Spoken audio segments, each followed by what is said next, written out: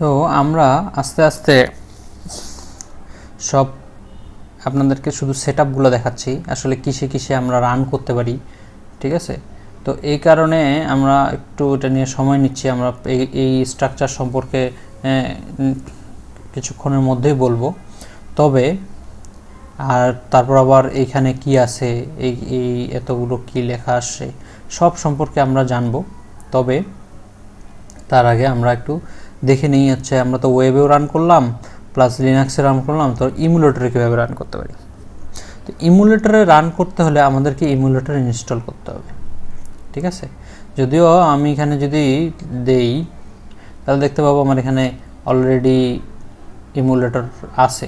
তো এটা আমি কিভাবে নিয়ে আসছি এখানে, ঠিক আছে, আপনাদের প্রথমের দিকে আসবে না। তো আমি এখানে দেখেন, আমি একটু যেতে চাই অ্যান্ড্রয়েড স্টুডিওতে। বিভিন্ন ধরনের ওয়ে আছে, আমি চেষ্টা করব সবগুলো ওয়ে দেখানোর। তো আমি কেন অ্যান্ড্রয়েড স্টুডিও আসলাম, তো অ্যান্ড্রয়েড স্টুডিওতে হচ্ছে আমাদের এমুলেটর সেট করা সহজ। তো এখানে যাই, গেলে দেখতে পাবো যে হচ্ছে আমি যদি এই ডিভাইস ম্যানেজারে ক্লিক করি, দেখেন আমার এখানে অলরেডি দুইটা ডিভাইস আছে, ঠিক আছে। কয়টা আছে? দুইটা ডিভাইস আছে। তো এখানে আমি নতুন ক্রিয়েট ডিভাইস থাকবে। আপনারা যখন যারা করবেন তাদের এখানে কি থাকবে না, এই দুইটা ডিভাইস থাকবে না। তখন আপনাদেরকে কি করতে হবে, ক্রিয়েট ডিভাইস করতে হবে। ক্রিয়েট ডিভাইস করলে আপনি এখানে যে কোনো একটা সিলেক্ট করতে পারেন। অলরেডি আমার এখানে পিক্সেল 2 করা আছে, যেমন পিক্সেল 2 এটা করা আছে। তো এখানে সিলেক্ট করে কি করব, নেক্সট করব।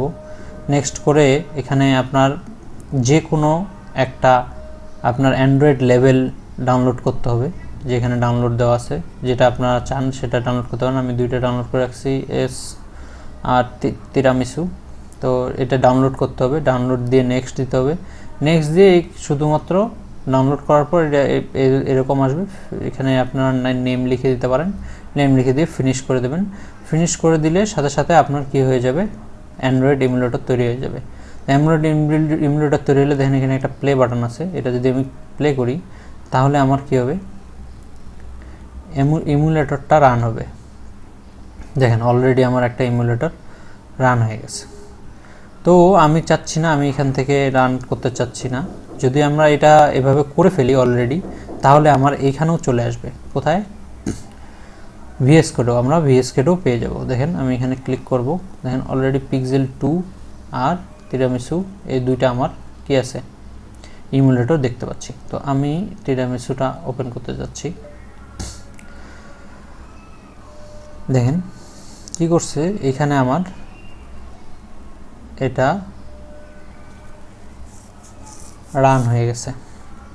আরেকটা জিনিস খেয়াল করি, আমি এইখানে আমার কি ছিল, এর আগে লিনাক্স ছিল বা ওয়েব ছিল, এখন এখানে আমার কি দেখাচ্ছে, তিরামিসু দেখাচ্ছে, ঠিক আছে। তো যেহেতু আমি এটা সিলেক্ট করেছি, তো এখন আমি এই জায়গাতে মোবাইল ইয়েতে রান দেব। তো এর আগে আপনারা দেখেছেন যে হচ্ছে রান করার জন্য আমি শুধুমাত্র এখানে গিয়ে রান উইথাউট ডিবাগিং দিছি, রান হয়ে যায়, এই স্ট্যাটাস বারটা আসবে এবং সাথে সাথে রান হবে। দেখেন এখানে আমার বলছে যে Flutter connect SDK G phone 64 something and tiramisu ইয়েতে আমার রান হচ্ছে, ঠিক আছে। আচ্ছা এটা রান হোক, রান হতে হালকা একটু সময় লাগে, কিন্তু ডেভেলপ করতে আমাদের সময় লাগে না। আচ্ছা, তো এখানে আমরা প্রজেক্ট স্ট্রাকচার সম্পর্কে আলোচনা করব বলেছিলাম। তো প্রজেক্ট স্ট্রাকচার, যখনই আমরা একটা ফ্লাটার অ্যাপ ক্রিয়েট করি তখনই আমার কি হয়, এখানে দেখেন এরকম একটা ফোল্ডার স্ট্রাকচার আমার তৈরি হয় বা প্রজেক্ট স্ট্রাকচার তৈরি হয়। তো এইখানে কি কি আছে এবং আমরা কি কি নিয়ে কাজ করব সেগুলো একটু বলি, এবং এগুলো কি কি কাজ করে। যেমন ডার্ট টুল, তো ডার্ট টুলে হচ্ছে আমাদের যেমন ক্রোম ডিভাইসে রান করেছি, হ্যাঁ, ডার্ট প্যাড, ফ্লাটার বিল্ড, এগুলো হচ্ছে কনফিগারেশন, এগুলো ডার্ট টুল, ডার্ট দেখেন ডট দিয়ে যেগুলো দেওয়া আছে এগুলোতে আমাদের বেশি কিছু করার নেই। এগুলো নিয়ে আমরা এগুলো শুধুমাত্র আমাদের যে ফ্লাটার ইঞ্জিন আছে, ঠিক আছে। এই ফ্লাটার ইঞ্জিন যে কোডগুলো, ঠিক আছে, আমরা সবাই জানি যে হচ্ছে ফ্লাটার C++-এর তৈরি করা। তো C++-এ যখন এটাকে রান করা হয়, এটা ফ্লাটার ওই ইঞ্জিনের মাধ্যমে আমার এইখানে দেখতে পাই, দেখেন একটা খুব সুন্দর স্প্ল্যাশ স্ক্রিন আসে। হ্যাঁ, এটা আগে ছিল না, এখন অ্যাড করেছে এটা। তো এখানে দেখতে পাচ্ছেন যে হচ্ছে আমার এটা রান হয়ে গেল ইমুলেটরে। তো এখন দেখতে পাবেন যে হচ্ছে আসলে আমার সেম এর আগে যেগুলোতে আমরা দেখলাম যে হচ্ছে ওয়েবে, অ্যাপ, লিনাক্সে সেম জিনিসটা আমার এখানেও রান হয়ে গেছে। দেখেন সেমভাবে এটা কাজ করতেছে, আমি যতবার ক্লিক করতেছি এক এক করে বাড়তেছে। ঠিক আছে, আচ্ছা, তো আমরা ফিরে আসি একটু এটাতে। তো আমরা ইমুলেটরেও রান করা শিখে গেলাম। তো এখন দেখেন যে হচ্ছে ডট আইডিয়া, এইগুলোতে আসলে আমাদের কিছু করার নেই। এরপর আছে অ্যান্ড্রয়েড কি অ্যান্ড্রয়েড, এই অ্যান্ড্রয়েড ফোল্ডারটা কাজ করে আমার অ্যান্ড্রয়েড ইমুলেটর বা অ্যান্ড্রয়েড ফোনে চালানোর জন্য, ফোনে কি অ্যাপটাকে রান করার জন্য যে যা যা প্রয়োজন হয় তা আমরা এইখানে কনফিগারেশন করব। সবচেয়ে ইম্পর্ট্যান্ট যে ফাইলটা হচ্ছে সেটা হচ্ছে build.gradle। দেখেন এই build.gradle-এ আমরা হচ্ছে যে কোটলিন ভার্সন দিয়েছিলাম, যে হচ্ছে কোটলিন দিয়ে আমরা রান করতেছি। কোটলিনের ভার্সন আছে, বিভিন্ন ধরনের ডিপেন্ডেন্সিস আছে। ঠিক আছে, এখানে একটা আছে, আরেকটা build.gradle আছে আমাদের অ্যাপ লেভেলে। দেখেন build.gradle, এখানে আমাদের ভার্সনটা কি, ঠিক আছে, compile version, NDK version, target minimum SDK version, target SDK version, বিভিন্ন ধরনের আছে, এগুলো আমরা আস্তে আস্তে জানবো। তো এই ফোল্ডারটাই হচ্ছে আমাদের, আমরা এখানেও কিছু কোড করব, সিম্পল কোড এডিট করব, তো সেগুলো আমরা করব। তবে এই অ্যান্ড্রয়েড ফোল্ডারটা হচ্ছে দরকার আমার অ্যান্ড্রয়েড ডিভাইসে রান করার জন্য। ঠিক আছে, আমরা যদি অ্যান্ড্রয়েড ডিভাইসে রান না করতে চাই তাহলে আমাদের এই ফোল্ডারটা লাগবে না। সিমিলারলি iOS ফোল্ডারটা আছে, iOS ফোল্ডারটারও সেরকমই কাজ। যেমন অ্যান্ড্রয়েডের ক্ষেত্রে আমরা যদি একটু ভিতরে যাই, যেমন অ্যাপের ভিতরে সোর্স, মেইন, তারপর রেস, দেখেন এখানে কিছু ড্রয়েবল নামে কিছু ফাইল আছে, মিপ ম্যাপ, দেখেন আইসি লঞ্চার, এই যে একটা ইমেজ আছে। ঠিক আমরা যখন এখানে এটা রান করেছি, যদি আমরা একটু অ্যাপের মধ্যে যাই, দেখেন এই যে মাই ফার্স্ট অ্যাপ দেখতে পাচ্ছেন না, এই যে আইকনটা দেখতে পাচ্ছেন, এটার কারণেই। ঠিক আছে, তো সিমিলারলি হচ্ছে আমার এইখানে, আমরা এটাতে যাই, তো এই ধরনের কাজগুলো এখানে করা হয়। আরও অনেক ধরনের কাজ আছে সিমিলারলি iOS-এর জন্য সেভাবেই। ঠিক আছে, আর এই বিল্ড ফাইলটা হচ্ছে তৈরি হয়, বিল্ড ফাইল থাকে না, বিল্ড ফাইল তৈরি হয় যখন আমরা এটাকে বিল্ড দিই, কী করি, বিল্ড করি। যখন আমরা একটা অ্যাপকে রান দিই তখন সেটা বিল্ড হয়, বিল্ড হওয়ার ফলে এই ফোল্ডারটা তৈরি হয়। তো এই ফোল্ডারে আমাদের কিছু করার নেই। তারপর আছে লাইব্রেরি ফোল্ডারটাতে একটু পরে আসতেছি, এটা আমাদের খুবই ইম্পর্ট্যান্ট একটা ফোল্ডার। তো লিনাক্সের ক্ষেত্রে সেম, লিনাক্সে রান করতে গেলে যা যা লাগে আমার এখানে ম্যাকওএসে সেম।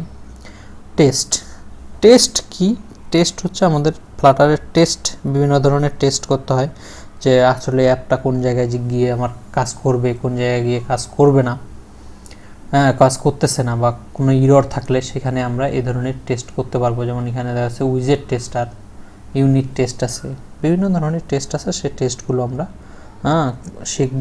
তবে এগুলো একটু অ্যাডভান্স, তবে আপাতত আমরা না যাই।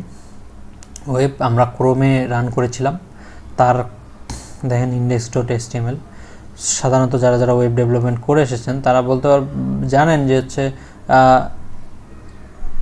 index.html কতটা ইম্পর্টেন্ট, এবং index.html দিয়েই হচ্ছে আসলে ওয়েবে রান হয়। তো এটার মাধ্যমে দিয়েই রেন্ডার হচ্ছে। তো সেই ক্ষেত্রে আমরা কোড লিখবো এখানেই, ঠিক আছে, কিন্তু আমার রান হবে ওয়েবে। তো এটাই ক্রস প্ল্যাটফর্ম। ঠিক আছে, তারপর আছে উইন্ডোজ।